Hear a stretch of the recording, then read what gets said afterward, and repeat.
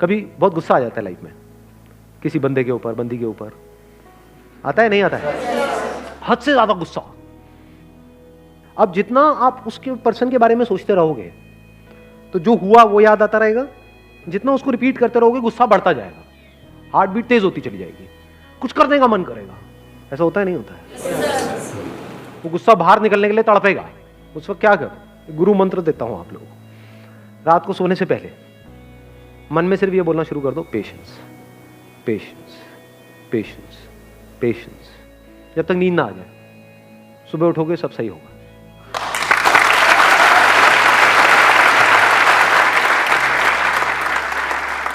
Answers निकल करके आ जाएंगे। 90% सिचुएशंस में पता क्या होगा कि मैं भी वेला गुस्सा कर रहा था, गुस्सा करने की कोई वजह ही नहीं थी, एक्चुअल में प्रॉब्लम है ही नहीं।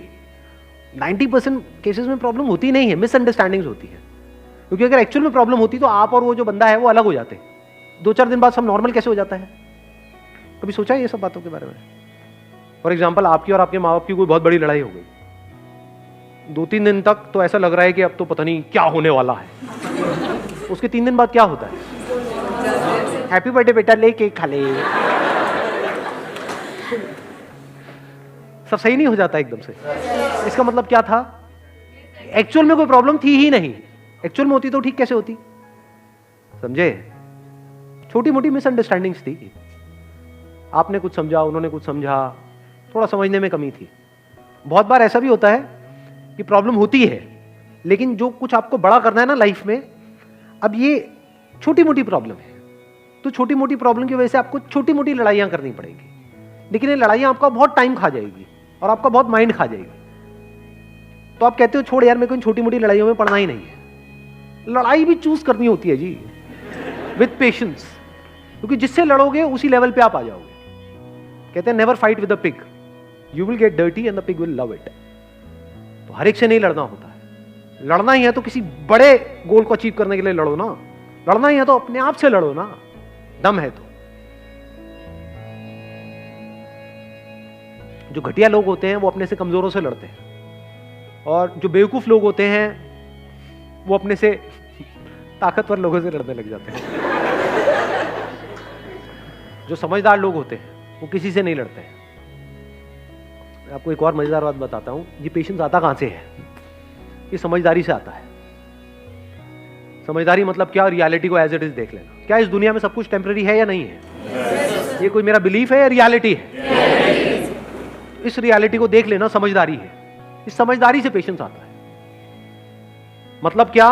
बुरा फील हो रहा है, अब वहां पे अच्छा फील करने की जरूरत नहीं है, क्योंकि एक ऑपोजिट क्रिएट हो जाएगा। बुरा फील हो रहा है, होने दो, टेम्पररी है। देखता हूं मुझे कितना बुरा फील हो सकता है। मुझे कुछ ऐसा करना है कि आज पूरे दिन रोता ही रहूं, मतलब आंसू रुकने नहीं चाहिए। तो थोड़ी देर बाद क्या होगा?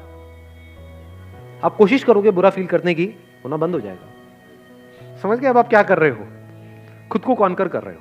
तो फिर क्या हुआ? वो आया, चला गया। ऐसे ही थोड़ी बहुत सक्सेस आई, चली गई, थोड़ा बहुत फेलियर आया, चला गया। But now you are consistent,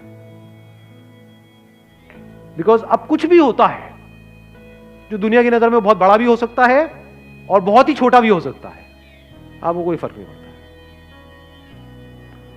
having said that, ऐसा नहीं है कि फर्क ही नहीं पड़ता है, फर्क पड़ता है इन द शॉर्ट टर्म।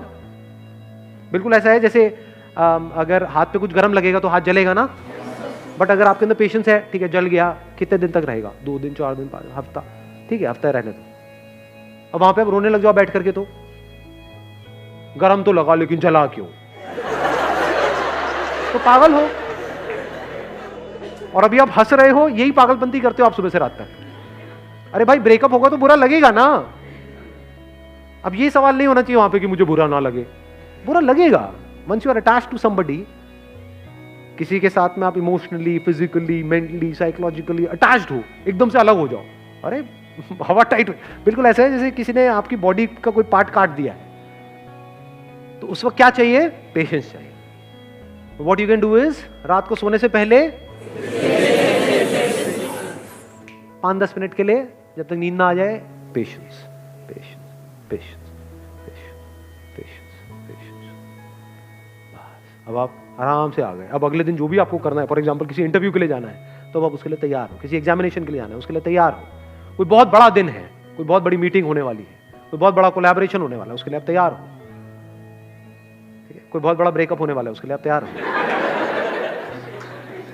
ठीक है जी, you got the answer? Wish you all the very best. Thank you so much for coming ji.